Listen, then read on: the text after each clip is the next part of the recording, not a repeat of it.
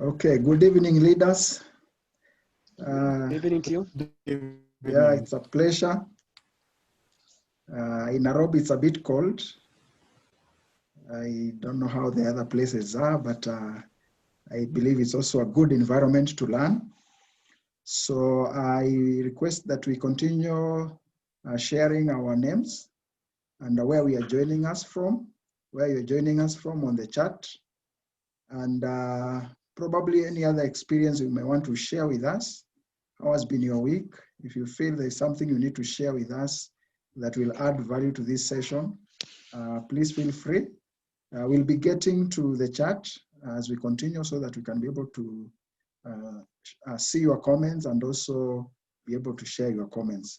Otherwise, I know last time we had a time for introduction and I can see most of the people are there. I just want to point out probably two people or two participants. We have Pastor Abel, who is joining us from Zimbabwe. I will wish to give you an opportunity just to say hi and just to join this team of leaders as we learn together. Pastor Abel, welcome. Thank you so much. I'm very much honored to be here to learn about leadership on an international level. I'm a pastor in Zimbabwe. I'm also a director of a children's home, and I'm very passionate about learning. So I'm so excited to meet great people here and to be equipped to influence the future generation. Thank you. Thank you so much, Pastor Abel. I'm sure we'll interact more on this platform as we share. Thank you, thank you. Yeah, we'll also learn a bit from your side as we also share from this side. So you're so much welcome. I don't know if Monica is on. Monica supposed to join us from Malaysia also. Is Monica, I think not yet. Robert Kahuiga. Robert Kahuiga, you can say hi. I think we were not with you last time. Okay, we'll get back to you. For the rest of us, we were together last time. So, but feel free, just share your name and where you're joining us from. I will get back to the chat as we continue. Otherwise, let's get to the program, to today's session. We are talking about becoming a global leader. We're becoming a global leader. And the thinking of a global leader is that you have a big picture. You think global, wherever you are, whatever capacity you are leading. It might be a church, it might be a business entity, it might be a charity, it might be an NGO. The concept is that have a big picture, think global, so that you are able to leverage on the bigger opportunities out there. Two, we are emphasizing that lead local, which means take the moment, lead in the moment from where you are, and then you'll be able to grow from there. We always say big ventures start small. It is the small steps that leads to the big ventures. And therefore that historical growth is very important. This is a motivation so that we don't wait. Wherever we are, the opportunity we have, we take it and we start leading wherever we are. And the end result is to transform the world. Mother Teresa said, if everyone can sweep their compound, the world will be a clean place. If everyone can sweep their compound, the world will be a clean place. In other words, she was saying, if everyone can take initiative to lead where you are, transform where you are, in the small capacity, and grow that capacity and compound and collaborate and connect one circle to another circle, as we lead transformation here in Kenya. Pastor Abel is leading transformation in Zimbabwe. Another person is leading probably in another county. Those small circles, when they form, they make a big circle, and that is what a movement is initiated. So our thinking is that if we have a better leader, then we'll be able to improve life, because leadership starts at that personal life. A better family is all about leadership. A better community, it's all about leadership. And a better nation is about leadership. A better world is about leadership. And leadership is about you and me from where you are. So we are here to be able to equip leaders so that we can influence generations. So our thinking is big. Our thinking is how do we secure our future generation? It's by engaging on this critical topic on leadership. So that's just a glimpse of what we are looking at today. Otherwise, some preliminary before we get to the lesson 3 and lesson 4. Last week, we engaged on lesson 1 and 2, which we recorded and shared on YouTube. Otherwise, on some preliminaries, let me remind you our study method.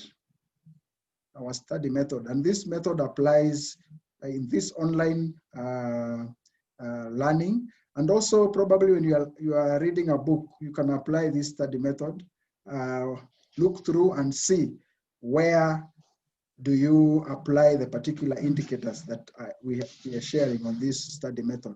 So when we are studying, when we are learning, what we do is that we use what we call the LACT study method.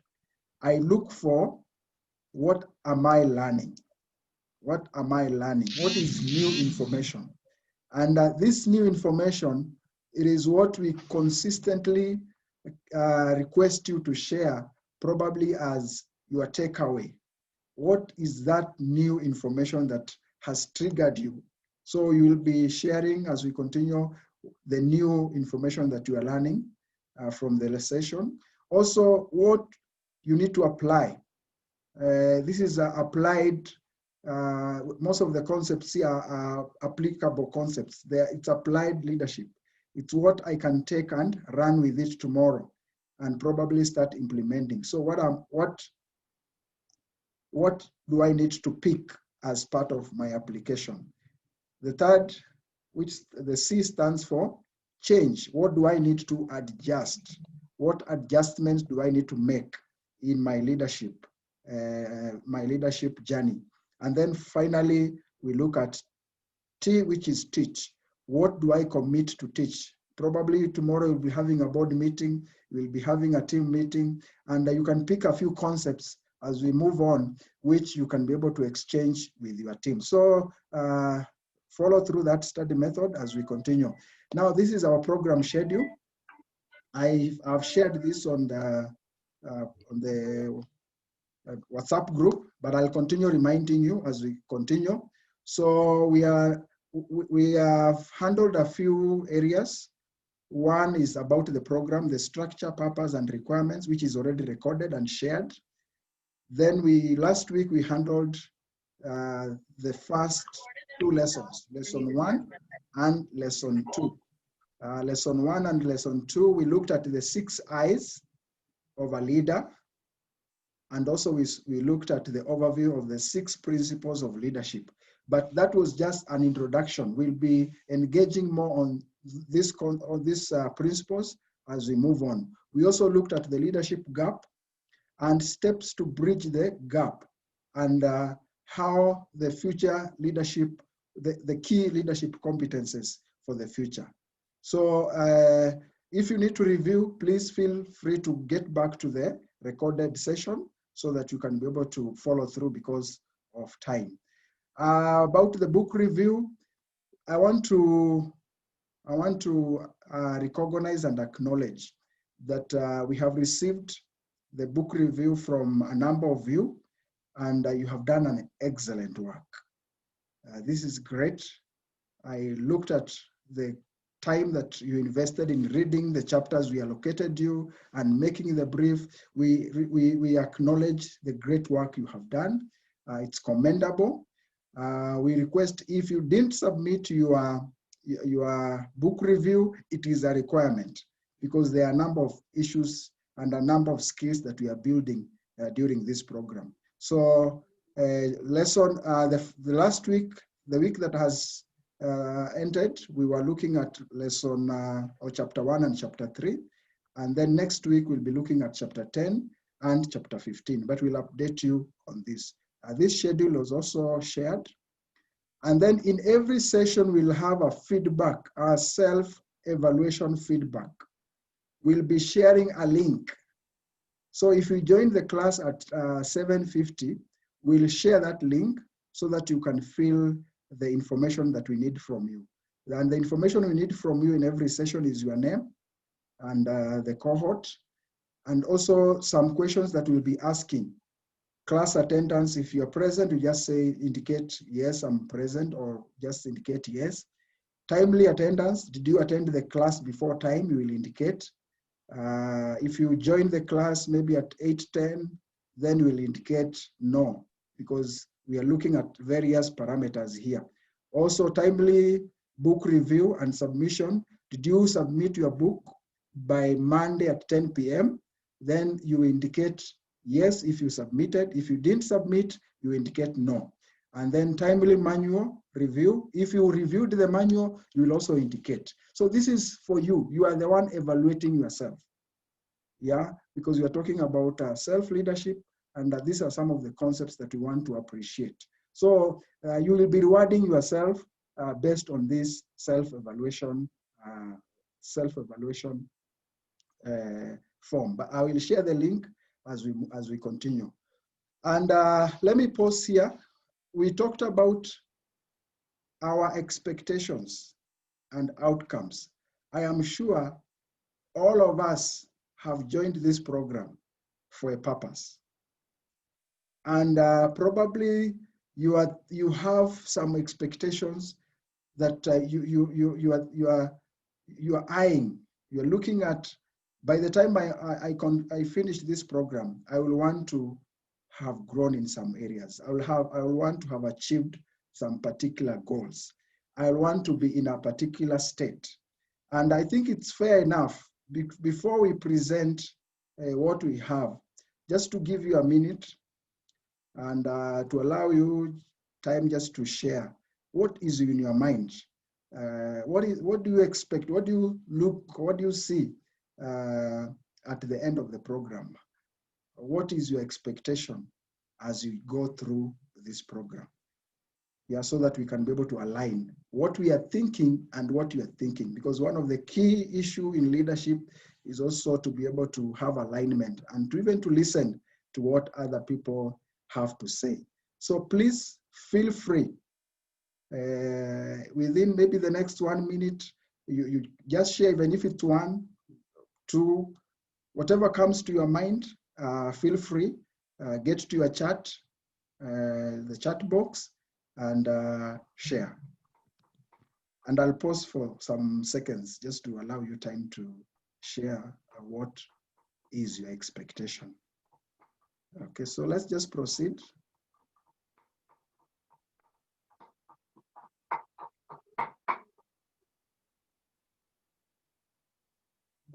Yeah, let's just proceed. I'll check and I'll read a few. It doesn't have to be perfect. Just put it in your own words. We shall capture it. It will help us as we continue with the training. What is your expectation? Yeah, I see Annie Nyambura from Umoja. I see Pastor Steve, Tawali, and Brother George. These are people who are present. I see. Okay.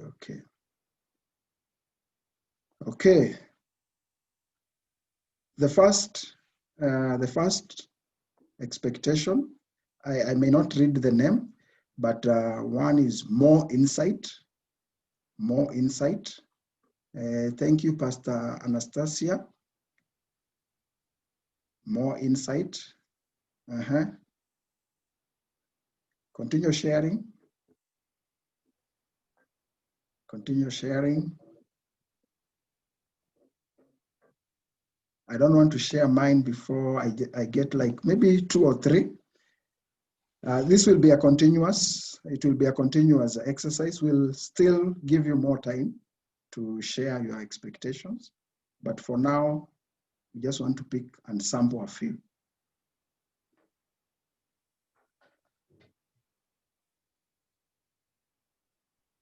Okay. Okay. To be more equipped with the leadership skills. Thank you, Reverend Evanson Ngugi. Let me pick one more. One more. So more insight to be more equipped with the leadership skills. And then we have, my expectation is that at the end of this lesson or this program, I would like to be sharpened and be effective leader who can please God and bring change. Thank you so much, Milka. So we'll get back to this chat platform to check what we are sharing. So keep on sharing. Brother Paul, to learn how to influence the leaders with the new skills of leadership. Thank you so much. So keep on sharing, but let me move on. So from our side, which we need to marry with what you are sharing with us. From our side, what are we looking at? Expectation 1, we'll want or we'll wish that you appreciate critical role of leadership in driving positive change. Yeah, leadership is the game changer. So as we go through, we'll want that we appreciate in a more detailed the critical role of leadership in driving positive change, understand and adopt the 6 I's and 6 core principles of leadership, and then also in enhancement of skills, knowledge, and attitude. We are now bringing the 3 core aspects together: skills, knowledge, and the attitude or the mindset, and also inspire a culture of reading.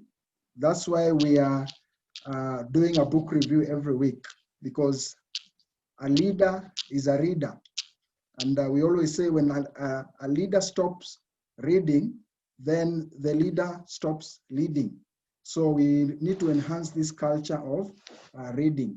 And then the other expectation is that you will be able to appreciate and expand network and collaboration. It's all about, one of the key assets that we have now is our network. And the more we invest in valuable networks, the more we are able to enhance our influence. And then align to a personal mission and vision. It can be a personal mission or an organization mission and vision. But this course is really looking more into a personal leadership. As much as we look at a leadership at a global and at an organization level, but we'll try to put a lot of emphasis on a personal leadership. So the outcome, we look at transformed leadership mindset and clarity of purpose. At the end of it all, we'll have leaders who have been transformed in terms of the mindset and in terms of clarity of purpose. Probably you are already there, but maybe just some enhancement a bit. Then we look at purpose-driven leader, the clarity of a cause, a leader on a mission and leading for a cause, because it is the cause that keeps us going. Even when things are not easy, then we get engaged because for this cause I am leading. So we're looking at purpose-driven leader, and it's more about the cause of leadership. Enhanced value and impact. Enhanced productivity and performance. Wherever you are, it's our hope that there will be continual improvement, continual enhancement, continual feedback, even from the people that you are leading, because of the impact that this course is bringing in your life. And then at the end of it all, I will have certified Global Leadership Network member for those who will successfully complete the program. So those are our expectations. And we hope that at the end of it all, as we look through leading self, the base of leadership, leading others through positive influence, leading leaders through empowerment, and leading movements through transformation or cause. This is the ultimate goal that we are looking at, because really transformation happens when we get to the apex of this pyramid of leadership, when we engage in leading movement. So we hope that we'll gradually grow, we'll enhance our leadership at all these levels as we continue. What is your obligation? As we are here, we'll teach you, we'll prepare ourselves, but we also looking at a few obligations from your side. You can only have two things in life: reasons and results. But reasons do not count. You can only have two things in life: reasons and results. Reasons don't count. This is what Robert Anthony said. And I want you to have this at the back of your mind. As we continue through this program, have this at the back of your mind, that what is important is the results. I may not achieve what I was supposed to achieve, but then that comes at a loss in a way. So it's about stretching ourselves to give results. Stretching ourselves to give results. And this calls for probably even engaging in doing your book review early enough. There are times someone indicates last minute electricity has gone off, and probably maybe I would have evaded that by undertaking my activity in a more spaced time span. So keep that at the back of your mind. Number two, life is filled with the trade-offs. We grow by trading off comfort, paying cost, among other prices that we have to pay. So for us to be here, it's a trade-off. It's a trade-off. We have traded. I can see Pastor Steve, there are three. They have traded off some comfort. Yeah, maybe they are now in someone's house and someone has left one house to join another and our friends. That is what the cost we are talking about. It's a trade-off. And we trade off to get up the hill. We trade off to get better. Those who refuse to trade off, then they remain in maybe a stagnant position. It's all about trade-off. And I think this is one of the distinction mark I've seen with successful people. I believe everyone has the capacity to be successful, but few have the willingness to trade off probably some comfort. So there will be trade-off for a while, but it is good that we do that. And then finally, consistent action. Consistent action will produce results. It's the law of sowing and reaping. We are expecting consistency from your side. Yeah, we indicated that we can only allow a participant to miss maximum 2 sessions, and that with probably some good justification or reasons. So we expect you to get value by being there, because that is the only way we feel this, it will be fair for you. If you invest, it will be fair for you that we give you maximum value, and that is also through your presence. So we are looking at results, think trade-off, think consistency. These are the obligations. Always focus on results. Yes, reasons might be there, but they may not count. Think about results, think about the trade-off, and also consistency. Okay, I think that is good enough for the overview.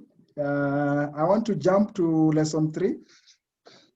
And as I get to lesson 3, I want to start with a story as our icebreaker. And I will evaluate this story with you. Okay, we'll evaluate this story with you. So just follow through, and I'll give you some time to share, maybe a comment. The story involves JFK, JF Kennedy, that is the 35th president of US, and a janitor, a cleaner. It talks about the importance of understanding the why that is behind what we do. The why that is behind what we do. The why is always the bull's eye of leadership and everything else that we engage in.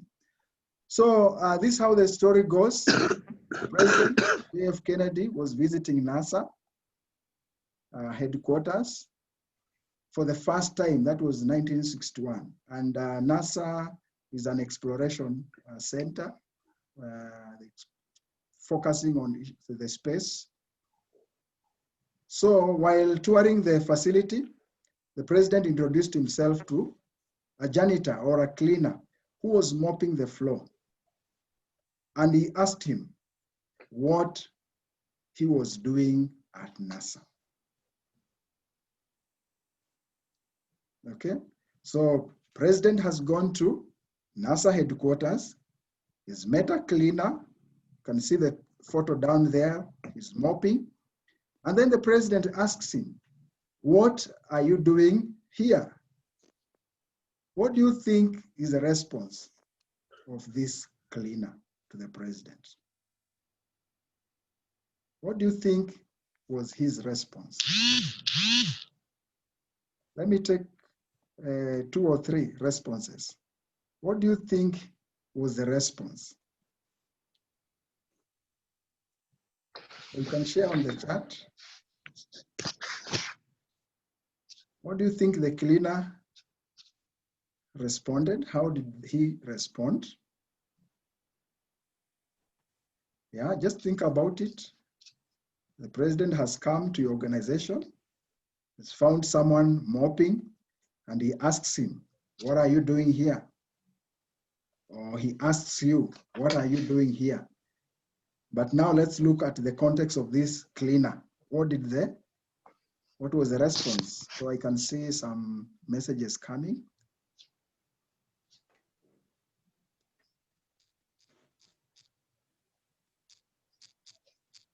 Okay, so just share on the chat.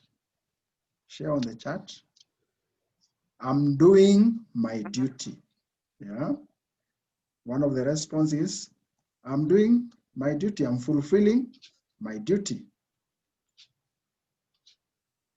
I'm fulfilling my duty. He was scared, I think. Yeah, someone said the cleaner must have been scared.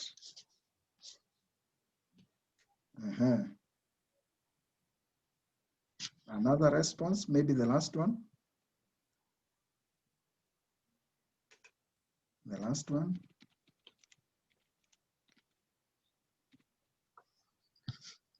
The last one, let me pick one more. I am cleaner, sir. I am a cleaner, sir. Okay, so I'm simply being responsible to ensure positive influence on in the organization. Yeah, working, of course. I like that. Of course, I'm working.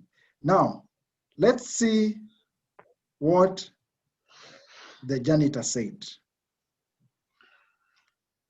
What did the janitor say? This is what he said. I am helping put a man on the moon. I am helping put a man on the moon. In other words, this cleaner understood the vision, his part in the vision, and he had a purpose. He understood that NASA is there, and one of the key roles of NASA is to send explorers to the moon. So he didn't look at his duty in isolation with the core of the core mission or the core vision of the organization. And this is an important aspect that we all need to look at.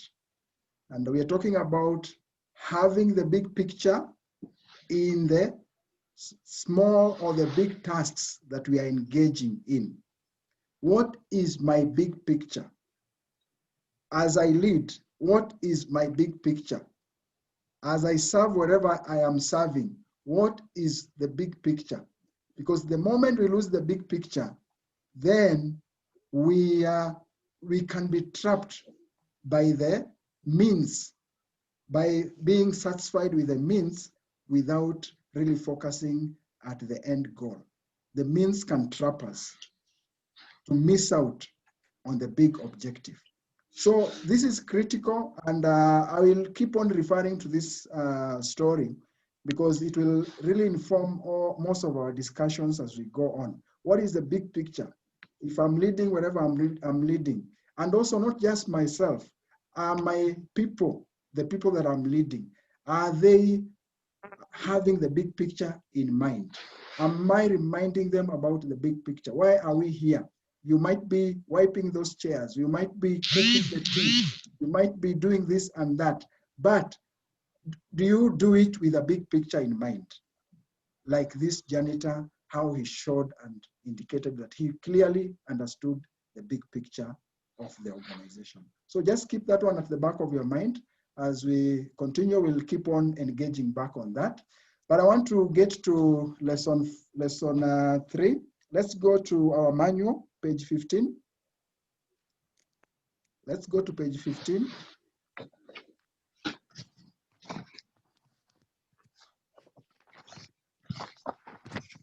Page 15. Are we together? Yes. Okay. I trust by now most of you have your manuals. So page 15, we are talking about leadership development models. And we look at 2 leadership development models. And in the first line there, we are talking about your attitude, not only your aptitude will determine your altitude. How far we go, how best we lead, will not only be determined by the skills in terms of the knowledge, but also in terms of the attitude that we develop. And this will become clearer as we move on. So leadership is a function that requires a few aspects there. And the aspects that we are talking about, which I want you to feel now, one is the will to lead. The first blank space, leadership is a function that requires the will to lead, the willingness to lead. 2, knowledge. 3, skills. And then 4, sacrifice to lead. So we look at these 4 areas and how they connect with the models that we are going to share today as we go through this lesson. Now, the first leadership model we are looking at is the iceberg leadership development model. Iceberg. Look at the photo here. You can see the iceberg. There is the tip, what we can see, and there is the underground, what is in the sea, what cannot be seen. And this will represent 2 key aspects that we need to develop as we grow our leadership capacity. Now, the iceberg models is just a mirror of a concept on how to develop our leadership capacity. And in this competency development, some of the aspects of leadership are represented by the upper part that we can see, but others are down. They are represented by the lower part. The upper part is estimated to be around 20%. And that 20%, the tip, represents the knowledge, the skills, and probably the experience and the expertise. It's 20% of the tip of the iceberg. But the lion's share, and this is the area that we are focusing in more, the lion's share is 80%. These are issues to do with the attitude, the belief that we have towards the people that we are leading, the attitude that us as leaders we have towards the people that we are leading, or our leaders possess as they lead the other people they are leading, the values, the principles, the traits, the motives. Why am I leading? The cause. What is the cause of my leadership? The thinking style and issues to do with self-image, among other key intrinsic aspects. So just looking at this, which will guide most of our discussion, we see that there is the need to be able to focus on these underneath factors of leadership, which they have a bigger impact in terms of the knowledge that we have acquired. We always say that these aspects that represent 80%, they greatly impact on the 20%. So the more we grow on the 20%, the more we need to grow on the 80%, the essence of a person, the motivations, among other key aspects that we need to look at to grow ourselves as leaders. And let me connect this with where we started from. We started by looking at the leadership success triangle, and success triangle has three key components or three key aspects that we need to grow in as leaders. We need to grow in knowledge, we need to grow in skills, we need to grow in attitude. And skills, down there you will see skills. We are talking about goal setting, time management, reasoning, communication, interpersonal skills. And I will look at some of these aspects as we move on. They are independent modules. In terms of attitudes, and this is now the lion's share when we get back or we compare with the iceberg model. The lion's share, the self-motivation, the self-confidence, integrity, honesty, enthusiasm, cooperative commitment, among the other key areas that are represented by the 80%.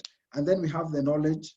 This is where we look at theories of leadership. We look at other information, the facts, the figures, and other key issues of leadership, which adds to our knowledge. So I wanted just to bring these two aspects or two models together, just to appreciate what are the key areas that we need to focus on as we grow on the 20% and as we also grow on the 80%. And I wish to say this, that our attitude falls under the lion's share. Our ability falls under some of the skills that we need to build on. So in this second model, the 80-20 leadership development model, there is a connection between the first model and the second model. This is our second model. And this second model is based on the the making of exemptional performance by Carl Van. He's written a book which describes more into details this model of leadership. What does this model talk about? It talks about performance being a factor of 80% attitude towards a person's attitudes towards the job, and 20% technical skills and knowledge. 80% attitudes towards the job and 20% technical skill and knowledge. So you can see the marriage between the two models. The 20% is still under the skills and knowledge, and the 80% is still under the attitude. So for him, he separates the attitude into two. Attitude is performance, and attitude is job satisfaction. So in essence, his thinking is an individual performance is more closely linked to how they perceive and describe their job than what they know or what they do. It's about the why. It's about the attitude that we have talked about. And they impact heavily on the performance, heavily on our success as leaders. So think about the 80-20 leadership development model. 80 is the attitude, 80 is the beliefs, 80 is the thinking, 80 is the values, the principles, all those key issues, which now build the major as a component of a successful leader. But very importantly also, we also focus on building the 20% on the skills to be able to become better leaders. So leadership quality, therefore, we can say is based on 20% skills, the knowledge, and 80% personal essence.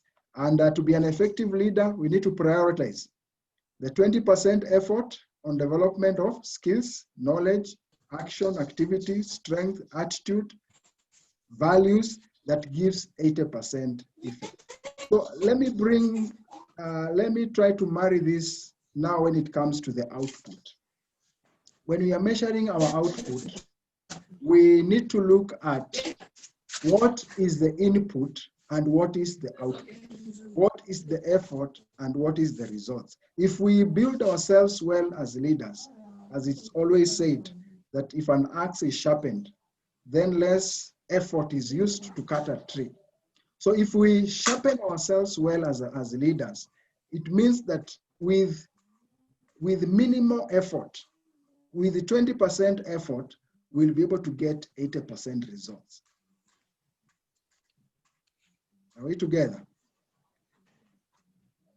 With the 20% effort, we'll be able to get 80% results. But that comes with the trade-off that we are having now, sharpening myself as a leader so that I can be able to use less effort to cut, less effort to direct, less effort to be able to, more wisdom, with more understanding, with more intentional thinking as I lead. So it's about building a leader who will be able to put 20% effort and get 80% results.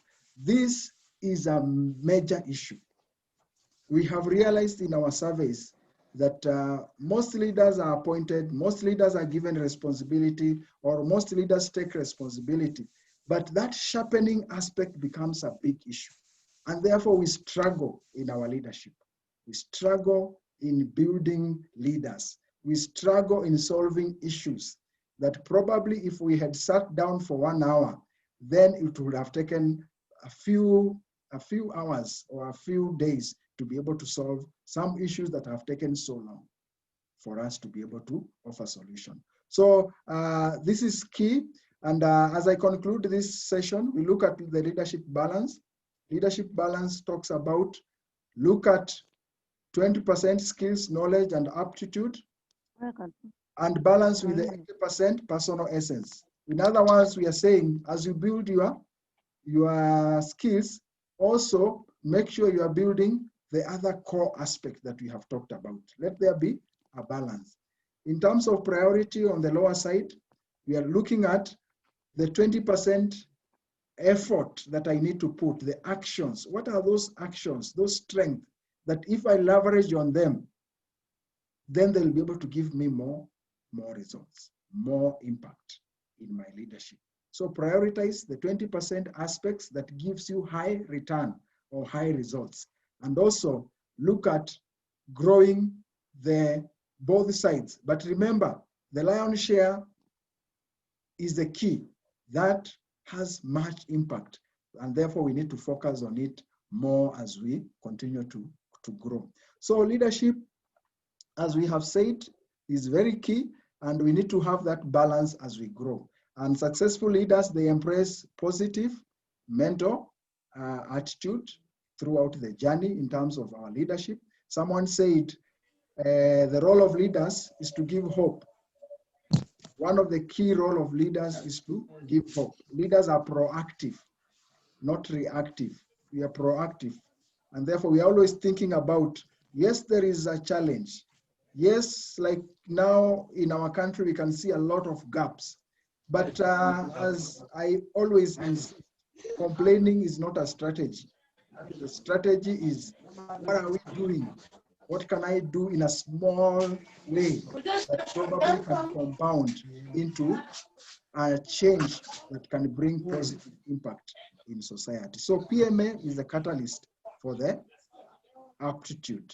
In other words, the attitude is the foundation for the aptitude. As I build my attitude, as I build my thinking, as I build my motivation, it will impact on the skills and the knowledge. There are people who are very, very sharp in skills and knowledge, but they are dragged down by the lion's share. The lion's share. I think I've experienced this in some organization where you find they are being led by people who are very sharp, people who are very good, people who are in terms of knowledge and skills, technical skills, they are at the top, they are at the peak.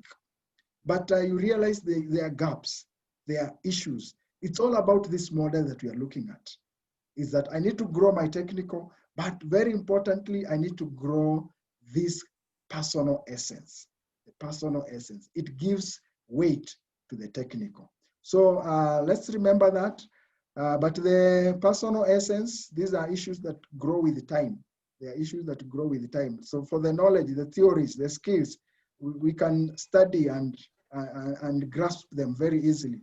But when it comes to attitude, when it comes to motive, when it comes to values, they take time. We'll show you the phases of leadership development, and you'll be able to appreciate this as we continue. So it takes inner drive, more time, more effort, intensive exercise, sometimes coaching, sometimes it requires a lot of mentorship and developmental experiences to develop the behavioral competences that forms the 80%. So in conclusion, leadership balance and priorities are very key. And as we grow in knowledge, we look at this performance wheel. The knowledge is on the outer circle, but the heart is the key. The heart talks about focus. Focus can replace that, or think about a vision, think about clarity of purpose, think about the faith in God, faith in the people that you are leading, faith in you as a leader that you can be able to do it, the fire, the passion. These are the very key aspects that are very, very important. And as I said, our attitude is very important. Zig Ziglar said, your attitude, not only your aptitude, will determine your altitude. So how far we go, I repeat this again, it's dependent on how well we grow, especially on our values in terms of the people that we are leading. And aptitude is skills, knowledge. Without attitude is blind, but attitude without aptitude is lame. So both of them are very important. They're very key. And this is why we are emphasizing on growing a balance, a leadership balance, leadership growth that is balanced. But remember priority, because some aspects have more weight than others. And therefore, if those aspects that have more weight are not handled, then they will impact negatively on how we grow as leaders. And what is our leadership challenge?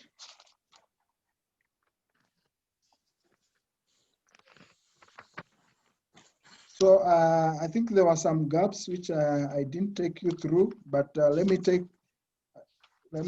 just bring your attention to page 20. Page 20 has the answers to the gaps that are in this manual. So if you find any gap in the manual, just check on page 20, you will see the answers, and then you can be able to fill them. But our leadership challenge is on page 19. Page 19, leadership challenge. And as we look at this leadership challenge, what is your takeaway from this lesson? Please share your takeaway on the chat. That one thing that you feel you need to take away, you need to think about, you need to meditate more about from the lesson? Just share it. So as a leader, identify and prioritize your skills, knowledge, strength, attitude, habits that can lead to 80% impact. In other words, we are talking about what are your strengths that we can leverage on to build your impact. What are some of the strengths you can leverage on to have more impact? 20% input can be able to give 80% output if we are operating on our areas of strength. Our areas of strength. And one of the key role of leadership is to be able to position people where they can optimally exploit their potential. And that starts with us. In other words, if I'm a coach, I will place every player where they can give maximum results. I will not want to put a goalkeeper as number 10 or number 11 in a football match. We'll lose. So I want to put someone who can catch the ball well to be a goalkeeper, number 1. But that person who can shoot very well will be number 11 in front there. So that's our key role. But it starts with us. We also need to position ourselves where we can be able to give more results. When we identify those areas, then we need to focus on developing the strengths with the highest impact. So growth is intentional. Growth is intentional, and it starts with a very candid analysis of ourselves, and then we are able to build more on that. Okay, so I hope we are together up to there. Probably Reverend Kahindi, if there are any comments from the chat, we can look at them as we get to the last session, and then we'll see if we can have 10 minutes for discussions. Thank you very much, Chairman, for taking us through such a powerful session. I see they're trickling in here, and Paul Mucheki says his takeaway is creating a balance. And then Abel Malate from Zimbabwe says his takeaway is to grow my personal essence. That's what he is committing to do. Milka Mbinya from Umoja says, I can use 20% effort and get results of 80%, making great impacts. So at least those ones seem to have taken, majority of them have picked on the 20%, developing the 20% so they can make their 80% impact. Please keep them coming in, the ones which have hit the inbox so far. And just a reminder, when you are not presenting, please just mute your mic because we are getting a lot of background noise which is disrupting. Evanson Gugi says, maximizing my 20% will show. Milka, you are talking. Oh, thank you. Thank you. The saying Evanson Gugi says, maximizing my 20% will surely bring the results. Thank you. Those are the comments that have come in so far. Please keep writing your takeaways. Pick something, that one thing that you will do from this lesson that will make you give you a step. Every lesson, just pick one thing that you can do right from here that will make you improve in your leadership. Thank you, Chairman. Over to you. Okay, thank you, Reverend. So lesson 4, page 21. Page 21. Lesson 4. So we're just building up on lesson 3.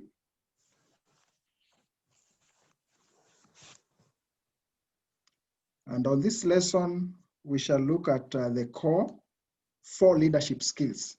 So remember our triangle? Remember our triangle? Our triangle has skills, it has knowledge, and it has the attitude. So we are that angle or that part of the skills, but some of the aspects here can cross-cut maybe on another aspect or another side of the triangle. So what are the core 4 leadership skills that we are looking at here? These leadership skills are based on Center for Creative Leadership. Center for Creative Leadership. It's good always to also add authenticity and add weight to the concepts that we are sharing. And we also try to research as much as possible so that we can be able to give you information that is proven and that can be able to help and which has worked in other areas. So at leaders at different levels, they need to learn and master these 4 main leadership skills. They are timeless competences required by leaders in an organization, regardless of your role, regardless of the industry, location, or the nature of the organization. So these core leadership skills, one is self-awareness. So in the manual is A, indicated with A is self-awareness. Self-awareness understands your behavior impact on the organization. 2, we are talking about communication. How effectively we are able to communicate and inspire trust. And then we are talking about influence. Yeah, sometimes you need to be comfortable persuading, promoting, and delegating. And then learning agility. Know when to change course and help others to do so. So we'll get into details briefly on each of these. So number 1, on the page 21 still, down there, number 1, the blank is self-awareness. Self-awareness. The blank space is self-awareness. I have talked about 20% effort giving you 80% results. That can only happen when you are operating at your area of strength and you have also understood your area of weaknesses, which probably you also need to adopt a strategy on how to address that. Yeah, and I think the world is always looking for the best. And therefore, if we don't focus on building the strength, then we might miss out the opportunity where we have the capacity to be able to come in and provide a service or provide a solution. So the strength, it's part of the awareness. Self-awareness is very critical for long-term effectiveness as a leader.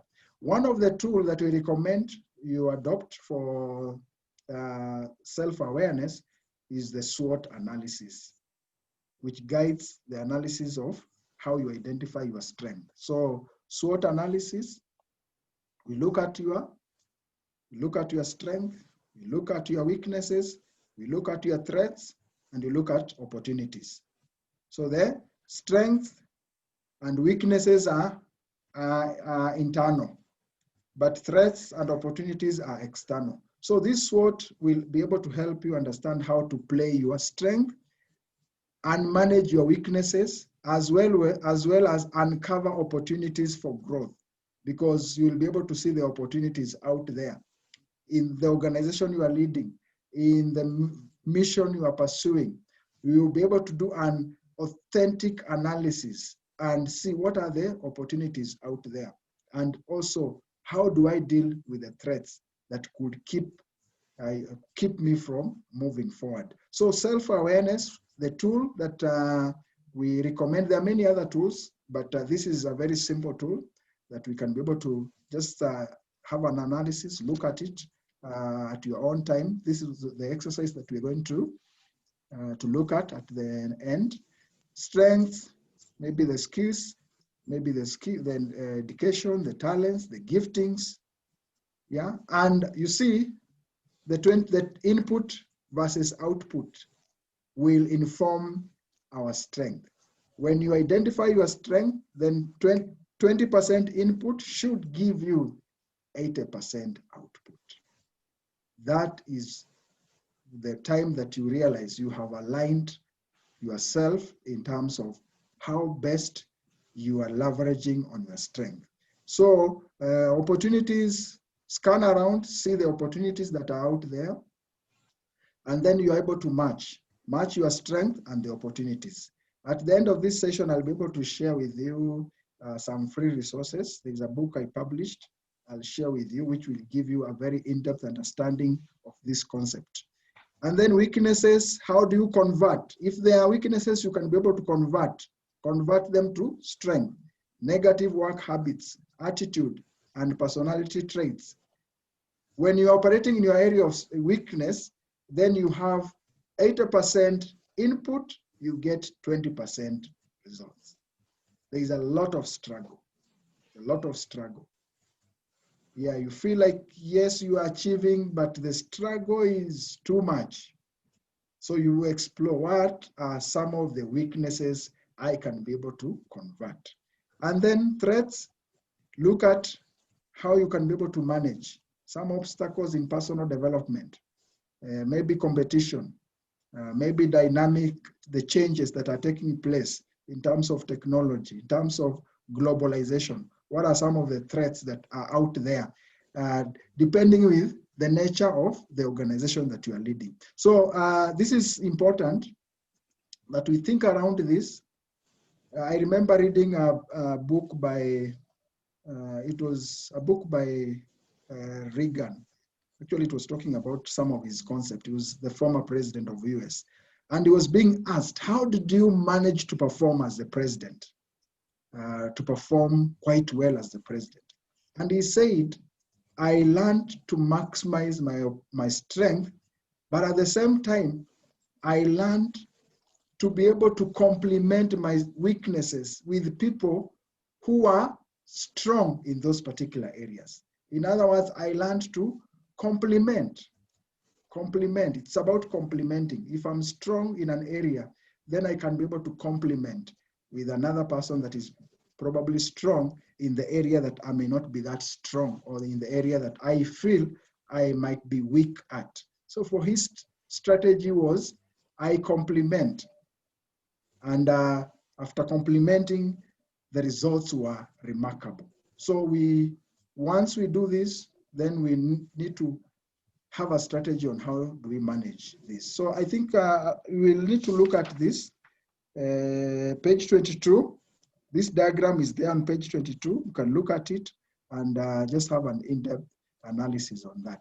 The second aspect we are looking at is communication. We'll have a full module on effective communication as we get to level 3. But for now, I'll just mention it in brief. Communication is very key. And communicating information and maybe the ideas that we have consistently is one of the most important skills for successful leaders. Yeah, so as we invest in this, we need to have this at the mind. And there are some very key aspects that we look at when we are talking about communication. So it's also embedded in a number of other leadership competences, like issues of participative leadership, building and maintaining relationship. So there are some blanks there on page 22. Page 22. Communication is also embedded in a number of other leadership competences, including participative leadership and building and mending relationship, writing clearly, speaking with clarity, and using active listening skills that are all part of the equation.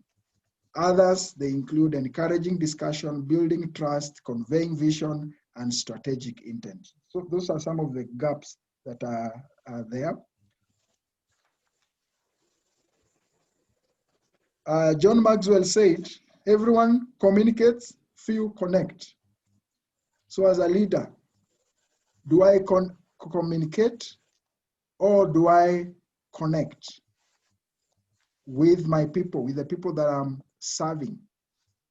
Many people communicate, or many people communicate, many leaders communicate, but few connect, few engage.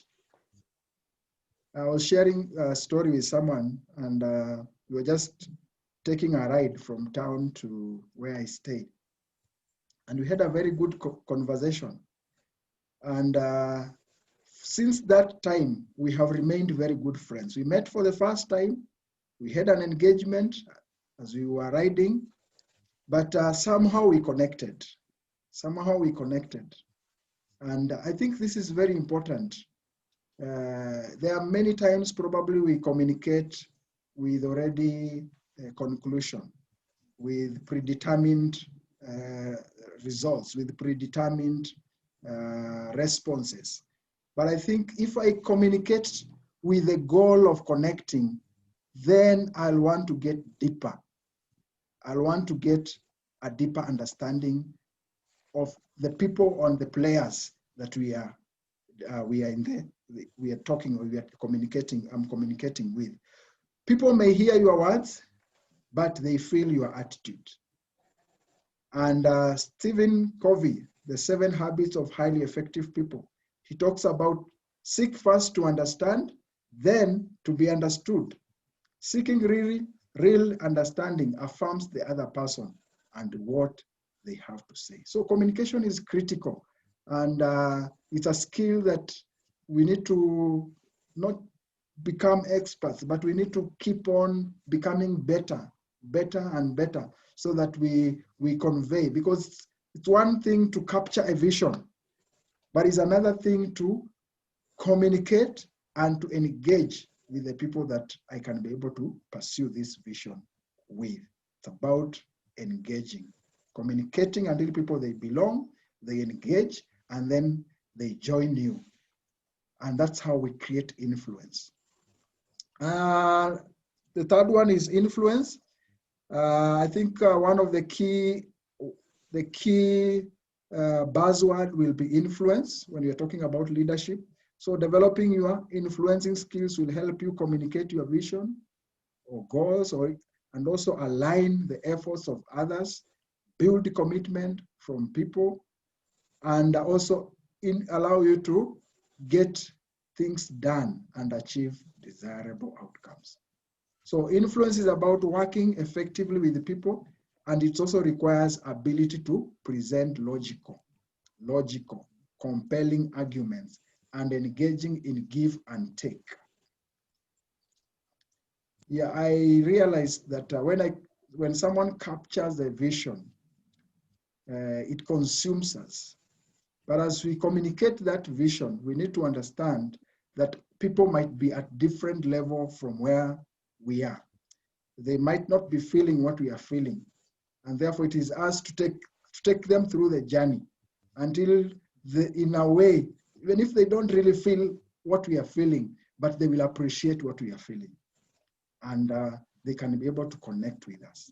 And that comes through communication, and it also comes through influence. So influence is focused more on steering long-term objectives, in issues of inspiration, and issues of motivation. So the 3 ways to influence: have logical appeals, emotional appeals, connect with the people. I've talked about connect your message to the individuals, and also cooperative appeals, involve collaboration and alliances. Collaboration is a very, very key tool now. It's also one way of leveraging on the strength of other people to be able to complement and to be able to compound the impact. I think I'll not go into the details of this, but logical appeals, we're talking about tap into people's rational and intellectual power. Emotional appeals, connect your message. Not just to communicate, but to be able to feel and to be able to appreciate, to be able to empathize. Cooperative appeals, we're talking about collaboration. What will you do together, and who can I work with? I appreciate the corporate world has really embraced this aspect so well. And you see these corporate companies succeeding. Why? Because they have learned the art of collaboration. They have learned the art of leveraging on their strength and leveraging on their partner's strength. And that way they can fly up together because they are all giving their best in terms of where they are best placed in their strength, in their areas of strength. Number 4, learning agility. We have consistently indicated that this program was initiated with one objective among many others, to be able to build us as leaders, continual growth, continual learning, continual bettering of who we are and how we lead. So a leader's ability to consistently be in a learning mode. Let your learning curve continue growing. Yeah, let your learning curve continue growing. Maybe there are some leaders, the learning curve is flattening. Now we are talking about flattening the curve when it comes to COVID. But when it comes to learning, I think we shouldn't flatten the curve. The curve should always keep on rising. Yeah, should keep on rising, should keep on growing. Yeah, so agility, how well I continuously engage myself in terms of continual learning, be in a learning mode, to value, seek out the lessons of experience, active learning, development as a leader, and the areas that we need to develop, we have talked about them, and involves recognizing when new behavior, skills, or attitude are needed. We talked about dynamic changes we are experiencing now as in the leadership arena, and how we need to continuously grow so that we are able to adapt in these changing times. So learning agility involves learning from mistakes. Someone said, if you have not made any mistakes, then you have not started living.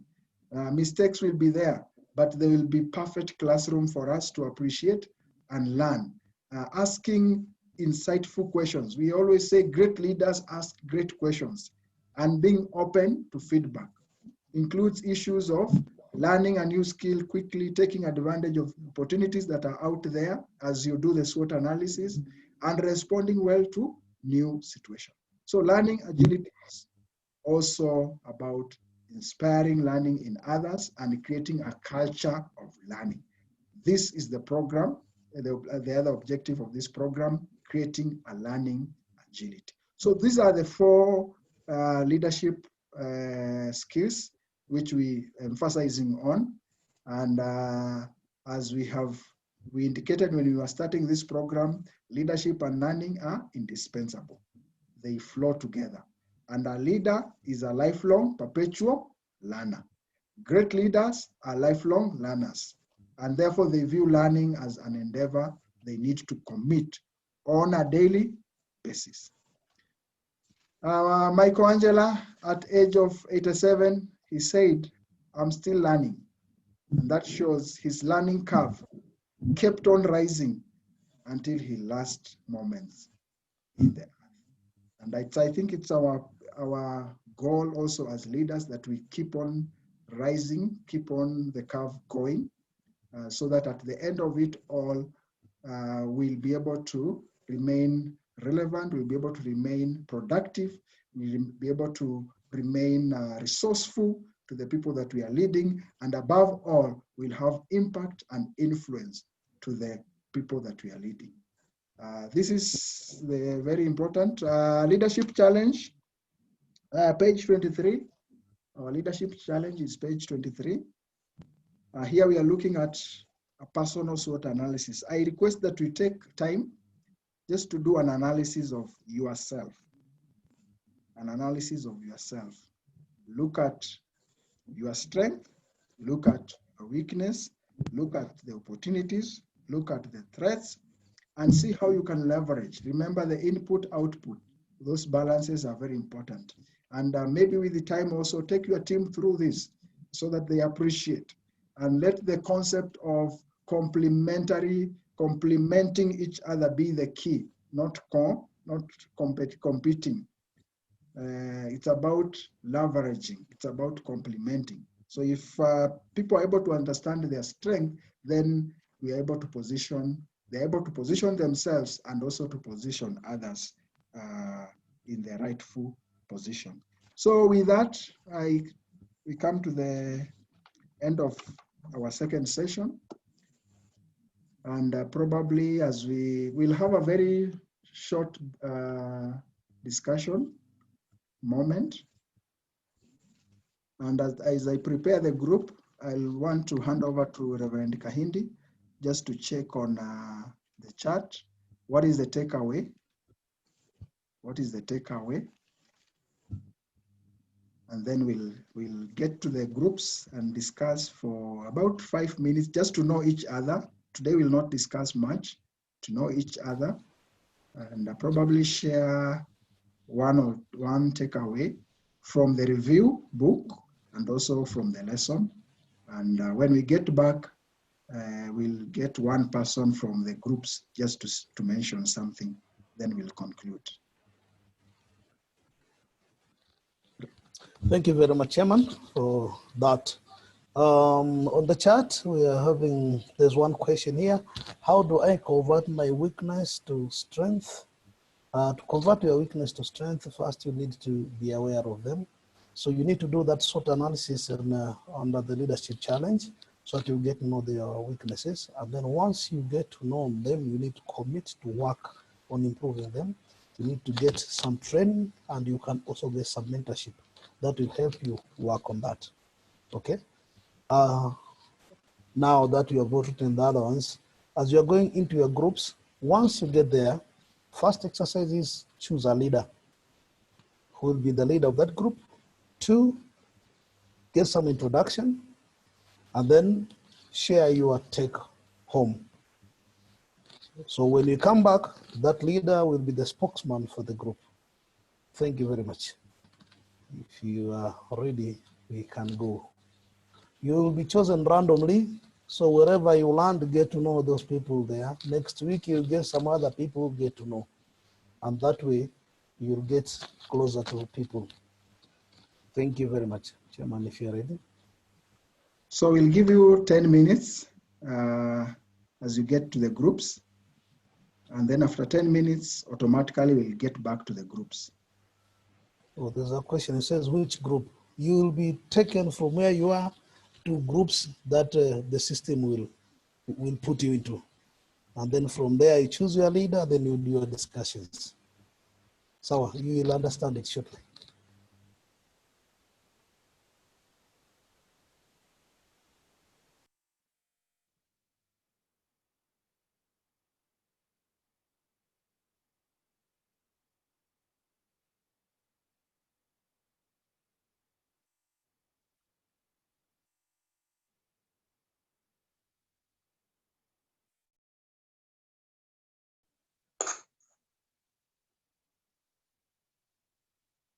Emerson, you are unmuted. Oh. Yes. Please unmute and we talk. Yeah, okay. Good. I'm here so you do your thing. I'll be quiet.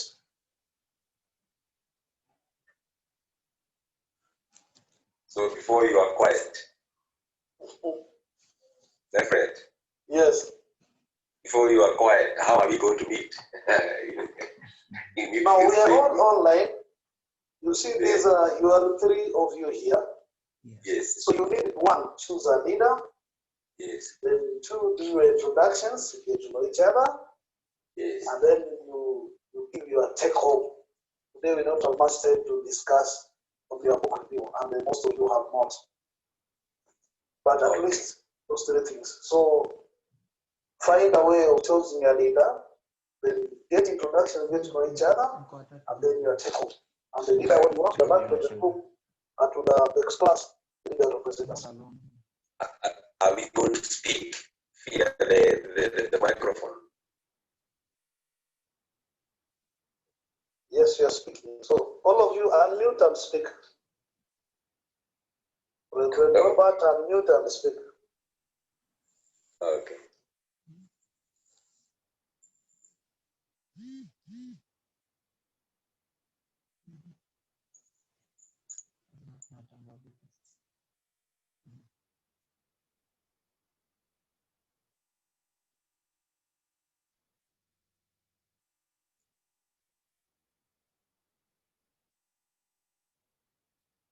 Time is ticking. Time is ticking. Choose your leader. Hello. Let me ask you a question again.